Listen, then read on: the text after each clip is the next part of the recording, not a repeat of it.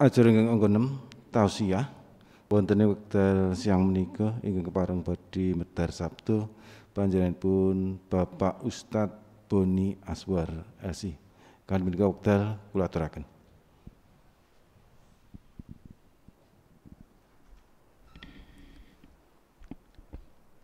Assalamualaikum warahmatullahi wabarakatuh. Tetap pakai masker ya. Ya. Alhamdulillah alamin, nahmadu wa nasta'inu wa nastaghfiru wa na'udzu min sururi anfusina wa min sayyiati a'malina. Asyhadu an la ilaha illallah wahdahu la syarikalah wa asyhadu anna Muhammadan abduhu wa rasuluh la nabiyya ba'dah. Alhamdulillah segala puji bagi Allah Subhanahu wa taala yang pada pagi menjelang zuhur ini kita bisa berada di rumah Allah yang baru ini, yang bisa kita menikmatinya begitu nyaman, ya, bersih dan sebagainya. Mudah-mudahan Allah Subhanahu wa taala menjadikan kita para penghuni surganya. Amin ya rabbal alamin. Salawat dan salam kepada junjungan kita Nabi Muhammad sallallahu alaihi wasallam, uswatul hasanah kita, idola kita hingga yaumiddin. Bapak-bapak, ibu-ibu, Pak Lurah, Pak Camat hadir juga? Ada? Iya. Kemudian tokoh agama, tokoh masyarakat, kemudian dari Pak KUA, kemudian dari Babinsa, Babinkamtibmas, para panitia pembangunan masjid, para takmir, para jamaah, masyarakat sekitar ini, ya, saya mengucapkan taqabbalallahu minna wa minkum, taqabbal ya karim. Semoga Allah Subhanahu wa taala menerima semua amal ibadah kita mulai sebelum kita masuk bulan suci Ramadan, kemudian masuk bulan suci Ramadan dan di bulan Syawal ini. Bapak Ibu yang dirahmatin oleh Allah Subhanahu wa taala, hadis yang semisal yang disebutkan tadi Ustadz Pardi, ada hadis juga yang diriwayatkan oleh Tirmizi dan Ibnu Majah, yang dimana Rasulullah Shallallahu Alaihi Wasallam bersabda, man bana lillahi masjidan, banallahu mislahu fil jannah. Yang artinya adalah barang siapa yang karena Allah membangun masjid, maka Allah akan membangunkannya semisalnya di surga. Ya, maksud hadis ini adalah barang siapa yang membangun masjid. Di dalam penjelasan oleh Ibnu Hajar Asqalani dan diperkuat oleh para ulama, yang dimaksud dengan membangun di sini, di samping membangun karena Allah ya, yang kita bantu itu apapun yang bisa kita lakukan. Walau itu para ulama mengatakan walaupun semisal seperti sarang burung. Dalam sebuah penjelasan yang lain, walaupun kita membangun masjid ini hanya membantu satu bata saja, kan ini ya, maka Allah juga akan membangunkan kita sama saja. Kita membangunkan sebuah masjid di surga nanti.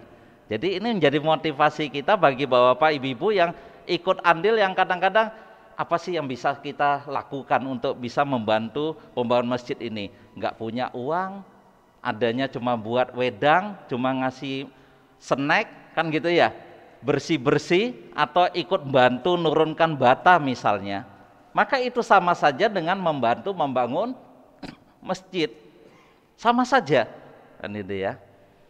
Nah, Bapak Ibu yang dirahmatin oleh Allah Subhanahu wa taala, maka ini jadi motivasi kita. Kalau ada pembangunan masjid, coba kita ikut andil, sedikit apapun yang kita lakukan sama saja, baik yang menyumbang dengan harta, dengan tenaga, dengan material, sama nanti Allah membangunkannya, ya kan gitu. Termasuk ibu-ibu yang godok air itu sama, nanti Allah membangunkan rumahnya di surga itu sebagaimana dia membangun masjid, rumah Allah di dunia, bahkan lebih daripada itu, kan gitu. Itu motivasi membuat kita semuanya menjadi semangat untuk ikut andil dalam membangun masjid. Kalau tidak bisa lagi, kalau kita nggak bisa itu semua, wah saya membantu materi nggak bisa, membantu material nggak bisa, godok air juga nggak bisa, kan gitu. Tenaga juga sudah nggak mampu. Jadilah pemakmur masjid. Ya kan gitu ya. Sebagaimana tadi pembaca Qori membacakan ayat surat At-Taubah ayat 18, innama ya'muru masajidallah man amana billahi wal yaumil akhir wa aqamus sholata wa atuz zakat wa lam yaksha ilallah fa asa ayyakuna minal muhtadin. Sesungguhnya orang-orang yang dinamakan memakmurkan masjid, itulah orang-orang yang selama ini kata Allah apa? Orang yang benar-benar beriman kepada Allah dan hari akhir. Yang mereka lakukan itu apa? Dalam rangka untuk memakmurkan masjid, mendirikan sholat, membayar zakat, dan tidak takut kecuali hanya kepada Allah, kan gitu ya.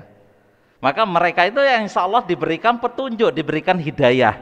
Maka luar biasa masjid ini yang membantu masjid dan BR itu adalah sumur, adalah Ummu Anas Al-Qarni Hafizullah, seorang ibu ya yang ada di Timur Tengah kan gitu ya. Kemudian dibangun masjid ini oleh beliau, dinamakan ini, tapi oleh masyarakat diperbolehkan menggunakan nama yang lain. Namanya apa tadi? Masjid Hidayah ya. Semuanya insya Allah mendapatkan hidayah dari Allah kan gitu. Karena memang doa yang dimintakan itu, yang kita dianjurkan minta kepada Allah itu ya minta hidayah. Karena hidayah itu yang luar biasa, yang paling berharga. Bapak Ibu yang dirahmati Allah Subhanahu wa taala, saya teringat dengan kisah sahabat namanya sahabat Sa'ban. Sahabat Sa'ban ini biasa kalau sholat itu di pojok, ini ya. Dulu Masjid Nabawi itu tidak sebesar sekarang ya Bapak Ibu yang pernah haji dan umroh ya. Insyaallah saya doakan semuanya bisa umroh dan haji tahun ini. Amin ya. Optimis. Karena sahabat Sa'ban itu duduknya itu di pojok. Dulu Masjid Nabawi itu hanya sebesar raudhah, kecil ya kan gitu. Sehingga Rasulullah itu tahu, oh sahabat ini sukanya duduknya di sana. Oh sahabatnya duduknya di sana, sahabatnya duduknya sini. Rasulullah hafal. Kenapa?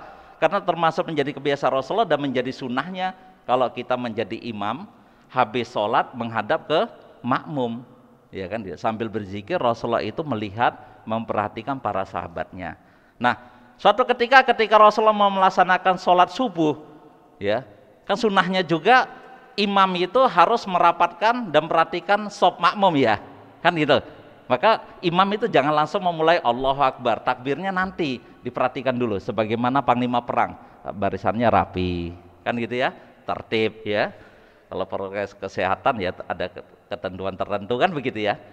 Sehingga ketika Rasulullah suatu ketika mau melaksanakan sholat subuh, Rasul itu melihat, loh sahabat Sa'ban itu biasanya duduk di sana kok nggak ada, dicari lagi kok nggak ada juga ya. Akhirnya Rasul mengatakan, mana sahabat Sa'ban? Ya Rasulullah, iya tumbennya belum nampak. Ya sudah kita tunggu dulu ya. Ditunggu sekian lama kok nggak muncul sahabat Sa'ban. Nah Rasulullah karena khawatirnya akan ketinggalan waktu subuh, akhirnya ya sudah kita sholat subuh ya, mudah-mudahan sahabat Sa'ban datang walaupun masbuk gitu ya, walaupun terlambat. Ternyata habis sholat Rasulullah juga melihat mana sahabat Sa'ban nggak ada ya gitu. Sehingga Rasulullah nanti sepulang dari sini kita akan ke rumah Sa'ban. Ada yang tahu rumahnya? Ya Rasulullah saya tahu rumahnya. Habis sholat subuh Rasulullah dan para sahabat menuju ke rumah Sa'ban. Masya Allah. Kira-kira jauhnya berapa itu dari Masjid Nabawi ke rumah Sa'ban? Ada yang tahu? 3 jam perjalanan kaki. Bisa dibayangkan? Dibayangkan aja capek ya, apalagi dilakukan ya. 3 jam perjalanan kaki. Padahal waktu itu tidak seperti kita ini ya, banyak pohon, jalannya bagus ya. Kalau haus sebelah kiri ada hi ya. Kalau di Arab itu kan padang tandus begitu. 3 jam perjalanan dari Masjid Nabawi menuju rumahnya Sa'ban. Kalau pulangnya berarti berapa jam lagi? 3 jam. Dari pulang pergi berapa jam? 6 jam. Itu satu waktu. Padahal sahabat Sa'ban ini tidak pernah terlambat untuk sholat berjamaah di Masjid Nabawi. Tidak pernah. Nah, singkat cerita Rasulullah sampailah di rumah sahabat Sa'ban dan menemuin istrinya Sa'ban. Ya Rasulullah bertanya, wahai Ummu Sa'ban, kemana sih saudara kami namanya Sa'ban ini? Tumben dia tidak sholat di masjid selama ini nggak pernah terlambat, tidak pernah meninggalkan sholat berjamaah. Mana sahabat Sa'ban ini? Istrinya mengatakan, ya Rasulullah, sahabatmu itu baru saja meninggal. Ya, Rasulullah mengucapkan innalillahi wa inna ilaihi raji'un. Kemudian sahabat Rasulullah bertanya, bagaimana meninggalnya sahabat kami Sa'ban itu? Ya Rasulullah, alhamdulillah meninggalnya bagus ya Rasulullah. Ya. Tapi yang menjadi keheran kami, ada 3 kata yang diucapkan sahabat Sa'ban sebelum dia meninggal. Apa perkataannya? Yang pertama dia mengatakan, andaikan jauh daripada itu. Yang kedua, andaikan lebih bagus. Yang ketiga, andaikan semuanya. Ya Rasulullah, kami nggak ngerti apa yang diucapkan oleh sahabat Muhammad sebelum dia meninggal. Ada 3 kata ini. Rasulullah SAW mendapatkan jawaban dari malaikat Jibril. Ya Rasulullah, sahabat Sa'ban itu sebelum meninggal, dia dinampakkan kedudukannya nanti di surga. Para ulama sepakat mengatakan bahwa seseorang ketika mau sakaratul maut, dia akan dinampakkan tempatnya nanti di akhirat. Kalau dia penghuni surga, dia akan dinampakkan tempatnya nanti di surga. Dia bisa melihat, oh ini rumahnya di surga, oh ini taman dan sebagainya akan diberikan dia di surga. Begitu juga sebalikannya, kalau ahli neraka, dia akan dinampakkan tempat-tempatnya yang mengerikan di neraka. Maka kalau kita lihat ya, maka kalau ada sakaratul maut itu Anda harus hadir. Di samping membantu untuk mentalkinkannya, Anda melihat, oh ini ahli surga, oh ini bukan ahli surga. Nah, ternyata sahabat-sahabat sebelum meninggal, dia dinampakkan tempatnya dudukannya. Karena ada 3 amalan yang luar biasa yang mengantarkan dia surga. Yang pertama, perjalanan dari rumahnya menuju Masjid Nabawi berapa jam? 3 jam. Pulangnya dari Masjid Nabawi berapa jam? 3 jam. 1 waktu. Padahal semuanya ada berapa waktu? 5 waktu. 5 kali 6 berapa? 30 jam ya. Padahal sehari berapa jam? 24 ya, luar biasa ya. Nah, karena dia itu istiqomah menuju ke rumah Allah itu, walaupun jaraknya jauh, Allah menampakkan tempatnya nanti di surga yang luar biasa. Ya kan gitu.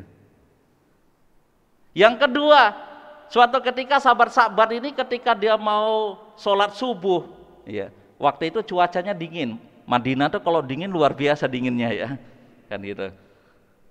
Luar biasa dinginnya. Suatu ketika mau sholat subuh karena perjalanan jauh, ya, dia merasa kedinginan, dia pakai jaket.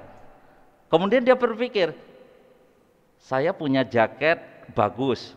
Kalau saya pakai di luar, nanti perjalanan kena debu. Oh berarti saya harus nutupin dengan jaket yang lama gitu ya, tutupinnya. Perjalanan ternyata dia bertemu dengan seseorang yang hampir mati kedinginan. Oleh sahabat Sa'ban tadi, jaketnya yang lama tadi diberikan. Dia masih pakai jaket yang bagus. Karena dia sodako jaket yang kurang bagus tadi atau jaket lama tadi, Allah memberikan balasan yang luar biasa di surga. Maka dia menyesal, ya Allah, kalau yang lebih bagus tadi saya kasih, kan mungkin saya lebih daripada itu ya. Yang ketiga, ya, sahabat Sa'ban itu suatu ketika dia mau berbuka puasa, yang ada di hadapannya itu 1 gelas susu dan 1 potong roti. Ketika mau buka puasa, tiba-tiba ada orang miskin ya. Oleh sahabat Sa'ban dibagi 2 ya. Susunya dibagi 2, rotinya dibagi 2, buka puasa bersama. Dengan keikhlasannya sodako itu, Allah menampakkan tempatnya nanti di surga yang luar biasa, sehingga dia merasa menyesal. Sehingga ada 3 kata, alangkah lebih jauh antara rumahnya dengan masjidnya. Jikalau lebih baik baju yang saya sodakokan daripada yang saya sodakokan selama ini ya. Andaikan semuanya susu dan roti saya berikan. Masya Allah, ini jadi pelajaran bagi kita semua Bapak Ibu ya. Maka perjalanan yang menyenangkan itu perjalanan ke masjid ya. Jangan kebalikan, orang mengatakan bahwa perjalanan terjauh itu ternyata perjalanan ke masjid. Maksudnya apa? Rumahnya dekat tapi ke masjid nggak mau. Perjalanan jauh ke Amerika dia mau, ya kan gitu ya. Sehingga merasa berat. Seharusnya kita jauh lebih ringan, lebih kita utamakan perjalanan menuju ke masjid ya. Mudah-mudahan semua Bapak Ibu di sini mendapatkan ganjaran dari Allah Subhanahu wa taala, ya, bisa umroh dan haji tahun ini, diampunin semua dosanya, anak-anaknya menjadi anak-anak soleh dan solehat dan hafid dan hafizah, dan dimudahkan oleh Allah untuk senantiasa sholat berjamaah di masjid dan memakmurkannya. Pesan saya satu lagi, kata Imam Sa'di dalam tafsirnya, ya, beliau mengatakan ada dua hal yang dinamakan memakmurkan masjid. Yang pertama adalah lahiriah dan batiniah. Lahiriah itu maksudnya apa? Masjidnya nyaman dan bersih, ya. Dipertahankan masjid ini biar tetap selalu baru, kamar mandinya juga dan pekarangannya. Yang kedua, memakmurkan secara batiniah adalah apa? Terus makmurkan masjid ini tidak hanya 5 waktu, tapi pengajian, ya, kajian, didikan anak-anak penghafal Quran dan semuanya. Ini yang dinamakan memakmurkan masjid. Sekian karena sudah mau waktu sholat zuhur. Mudah-mudahan Allah Subhanahu wa taala merahmatin kita semuanya, dan mohon maaf kalau ada kata-kata yang kurang pantas. Terima kasih semuanya. Assalamualaikum warahmatullahi wabarakatuh.